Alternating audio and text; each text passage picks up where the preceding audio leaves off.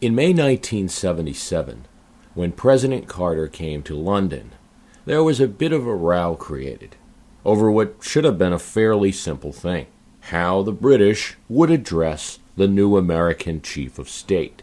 His name was James Earl Carter, so protocol would call for James E. to be used on invites and official correspondence. But in all his communications, the president insisted on using his nickname, Jimmy. The idea of the Court of St. James calling an American president Jimmy was incomprehensible for some there. Yet it was a conundrum. This is how their guest of honor wanted to be addressed. How could they not comply? In the end, Prime Minister Callahan, the Queen, and those at Buckingham Palace greeted the new president as Jimmy. Carter shocked the world, being the first president before since to use a nickname when taking the oath of office. We can't imagine Reagan getting sworn in as Ronnie or William Jefferson Clinton as Billy. But he said it: "I, Jimmy Carter, do solemnly swear." That's what Chief Justice Warren Burger asked him to repeat, and what he said to the nation. The public ate it up. They also liked when halfway through the inauguration parade, Carter stopped the car and got out and walked the rest of the way to the White House.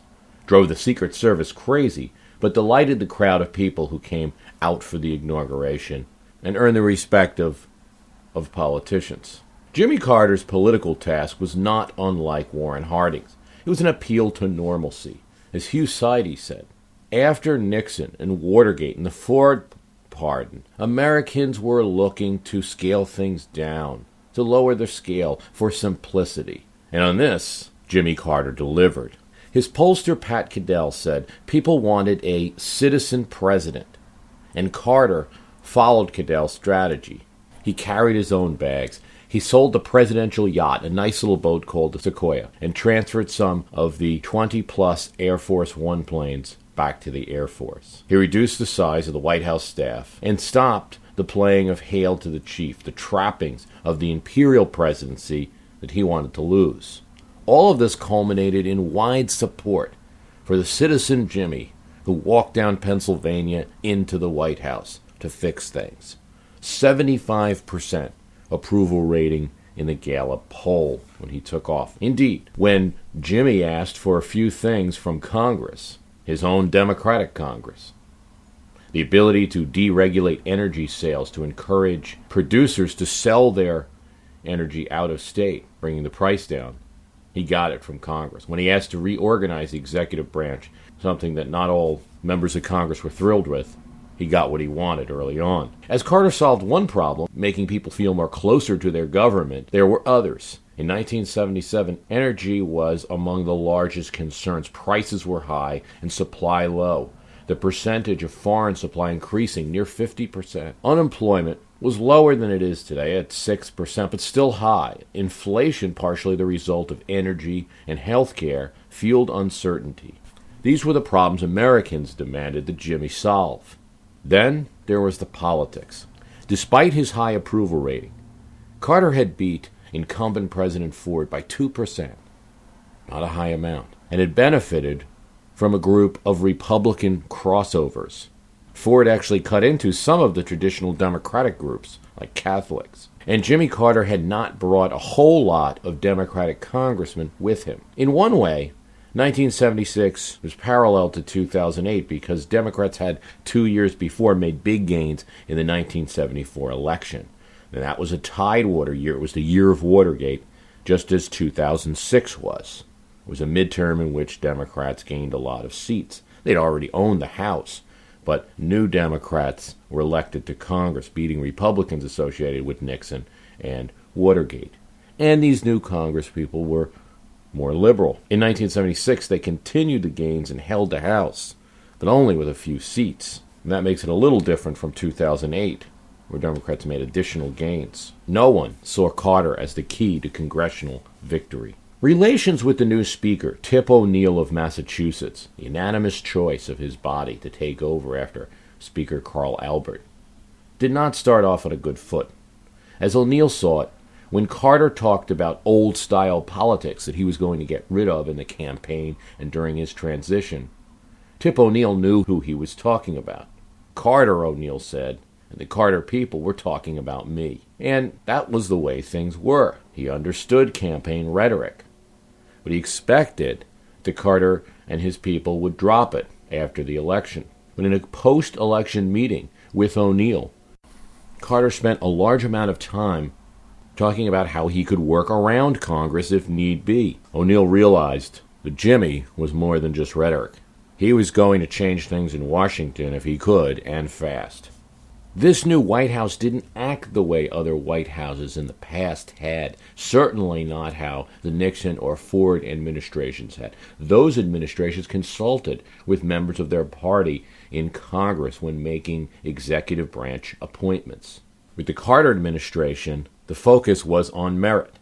If a Republican would do the job well, they would keep the Republican there. Appointments were made without consulting with members of Congress from the states where the employees came from, or without consulting with relevant committee heads. And some of the key people in the Carter administration, Burt Lance, Griffin Bell, Stu Eisenstadt, Jody Powell, and Ham Jordan, were from Georgia. The press was already calling them the Georgia Mafia. But for the new president, these were the people that had helped him win an unlikely and improbable victory from an unknown to the leader of the free world.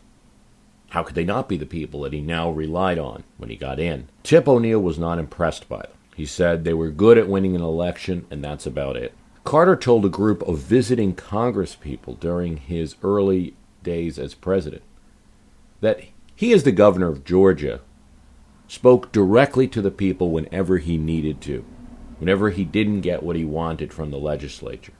And then he said to them, "I can speak to your constituents better than you can." That didn't sit well with the Congress people, or those they told the story to. Sometimes Carter is thought of or criticized for lacking confidence as a president, and in his later years, we might have seen some of that. Not in 1977. Confidence was not a problem for the former Navy officer. No matter what the naysayers in Washington said, Jimmy was going to change things.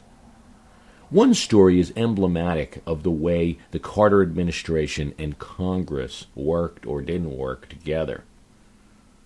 Early on in Carter's presidency, Tip O'Neill was supposed to get, as members of Congress do, front row tickets to a special performance at the Kennedy Center. Ham Jordan, who was functionally Carter's chief of staff, he didn't actually take that title. Carter acted as his own chief of staff, but who was functionally assuming some of the executive duties in the White House, did not make the proper arrangements, and Tip O'Neill would not see his family in the first 4 rows as he had asked. Jordan would claim it was an oversight, but O'Neill, the new speaker, took it as a slap against the old politics. It was the new Georgia people telling the old politician where he could go. O'Neill was livid. He told Ham Jordan, "I can shut you guys down for months." After a while, Hamilton Jordan did apologize, but O'Neill, even 12 years later, talking in his memoir, still referred to him as Ham Jerkin, and said that for a chief of staff and a speaker, they barely met. Relations were awkward, and meetings were few. All of this culminated in some disapproval of the Carter administration's projects, especially his hit list, a list of dam and water projects that Carter, who was planning to balance the budget by 1981, wanted to get rid of. A lot of these projects were in members' districts, and the list came out without consultation with Congress. There was outrage among Congress, and Carter did tone the list down a bit, but still, his hit list went down in vote 247 to 177 in the House, an early defeat for the new president. Carter was a bit slow in his nominations, and his nomination of Atlanta attorney Griffin Bell raised some hackles. There were questions as to whether he had been a segregationist in the past. He also had some problems with CIA nominee Ted Sorensen, an aide to John F. Kennedy. While in the Kennedy White House, Sorensen had claimed to be a conscientious objector, and so didn't register for the draft. Having this person as the CIA director was controversial, and Carter was forced to withdraw the nomination.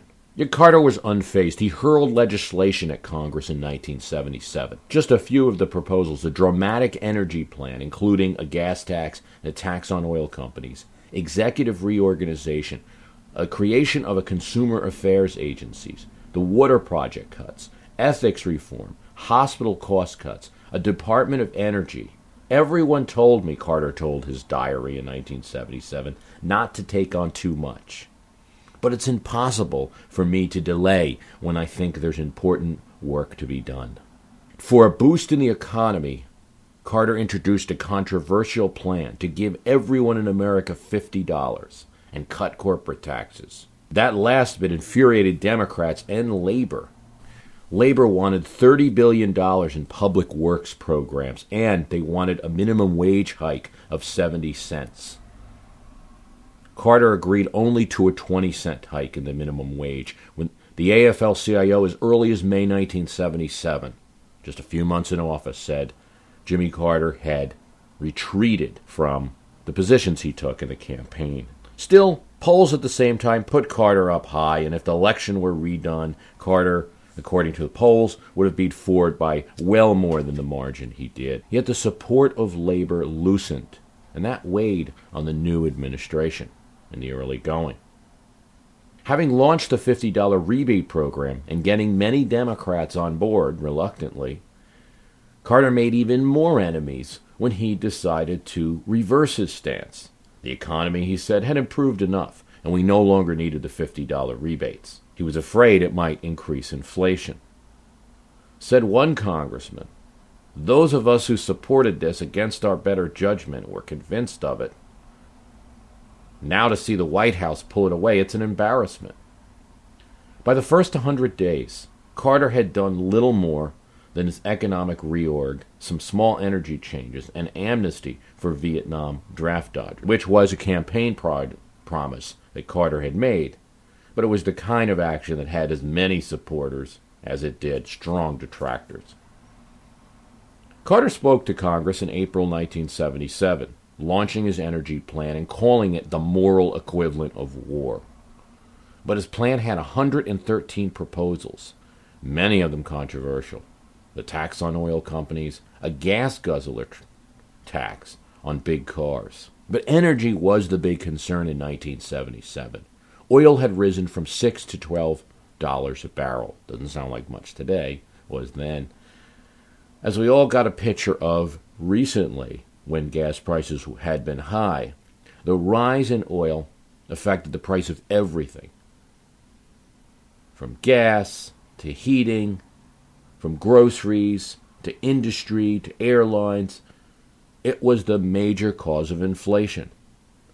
To emphasize the speech, Carter appeared in a fireside chat asking Americans to conserve. To emphasize his point, Carter wore a cardigan sweater. Like Ford's Whip Inflation Now program, this was one of the low points of the imperial presidency, and that was what Carter intended. But while some of his actions, like walking down Pennsylvania Avenue or using the name Jimmy, worked pretty well with Americans, the cardigan sweater did not play well.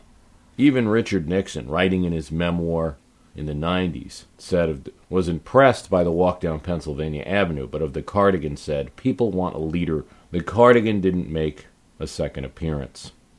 Carter did introduce something that's very common now in politics, 2 town hall appearances, which were very well received. Then came foreign policy. During the campaign, Carter searched for an angle to use against the incumbent president, Jerry Ford. A challenger and an unknown facing an incumbent president. Naturally, the advantage was Ford's on foreign policy.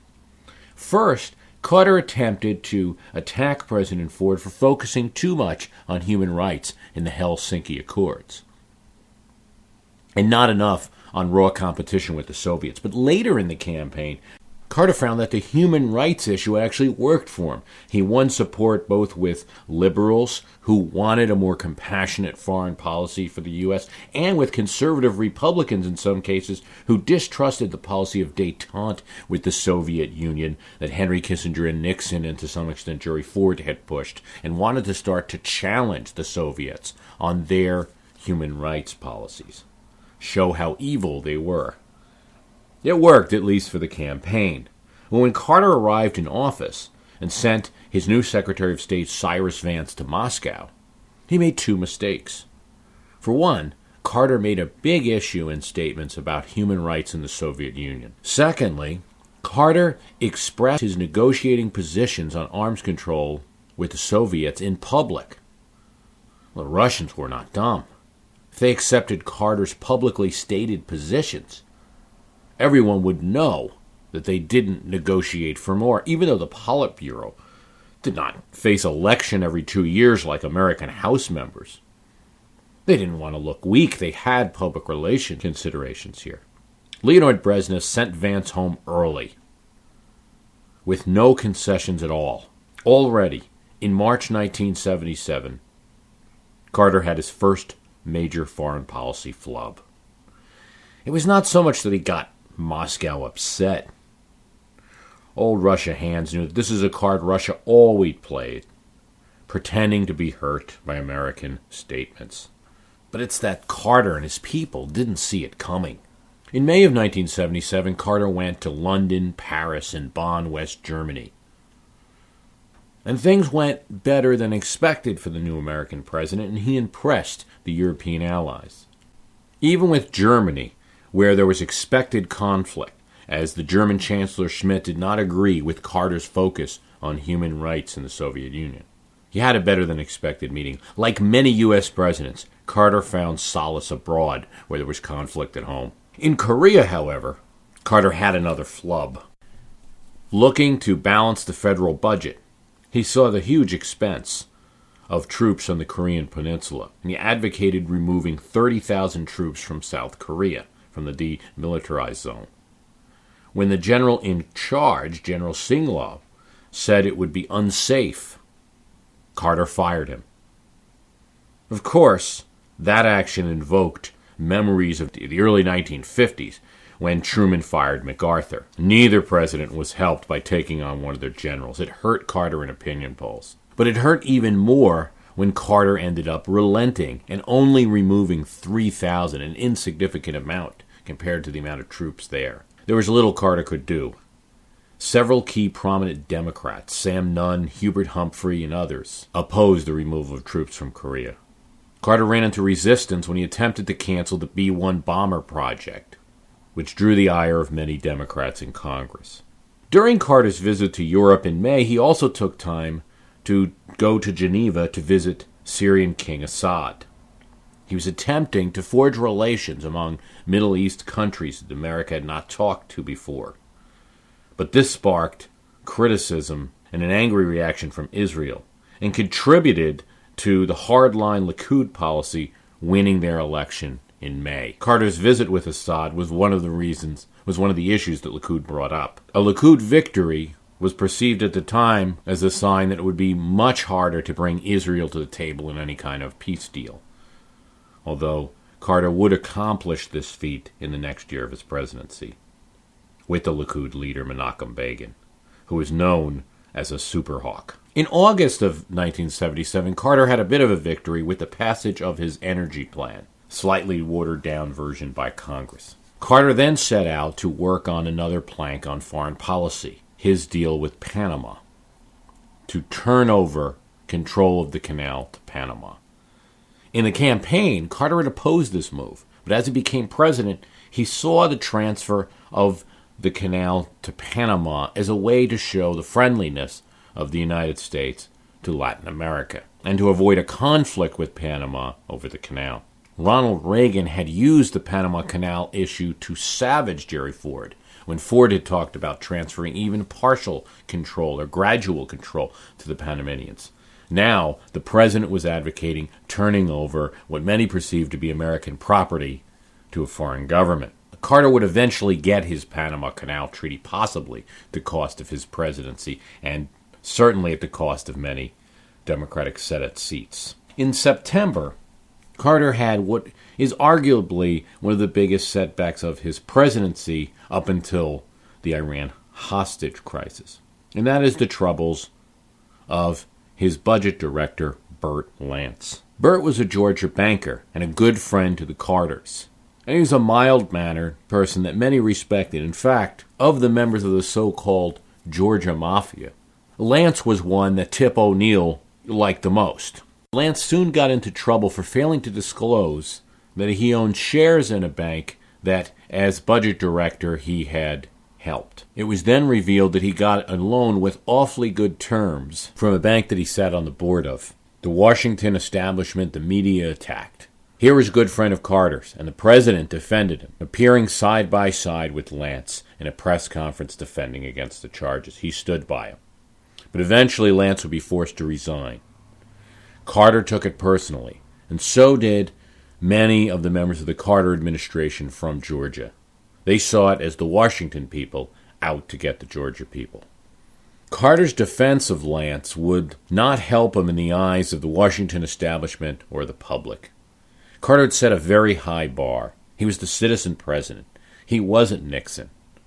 He didn't think he was above the law, nor were his friends, and yet here he was defending a friend who seemed to be, by all measure, guilty of at least irregularities in the... And after the Lance affair, by September 1977, Citizen Jimmy, the president who had had a 75% Gallup poll rating, was now down to 50%.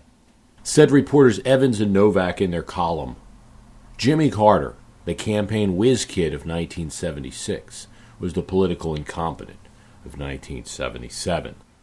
More damning than the actual Gallup poll rating, which at many times during presidencies have gone up or gone down, is that when interviewed further, many Americans were saying they didn't believe this president could get anything done. The significance of this change is that President Carter would never go higher than 50% after that. He would never recover. His best months were the early months of 1977.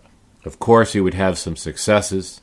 The meeting in Camp David, bringing together Egypt and Israel, development of the housing and urban development departments, and the education department, beating back in the last year of his presidency a challenge from Democrat Ted Kennedy, and as even his successor Ronald Reagan would admit, working diligently in every last day of his presidency to rescue the American hostages in Iran. Not doing it at a politically convenient time, but bringing them all home alive. But his presidency would also get a lot worse. The Iran hostage crisis, gas prices, gas lines, horrible inflation and unemployment, misery for many Americans, the economy between 79 and 80. The presidency of Jimmy Carter is an example of a phenomenon of American politics, the presidential honeymoon. The president is elected, conceivably with a large mandate, a little bit of fear, a little bit of respect from the Congress, and has a few months in which to achieve the maximum amount of their goals. It does seem that successful presidents accomplish things in the first few months, hence the example of the 100 days. Carter's story demonstrates that if those first few months are not handled well, a whole presidency may be in trouble. A couple of other notes about Jimmy Carter. He has, as many know, become one of the most successful ex-presidents in his involvement in his charity work with the Carter Center and on several diplomatic initiatives and monitoring elections in various places. He's almost improved his image. He has indeed improved his image as president, according to polls taken now, as a result of his post-presidential activities.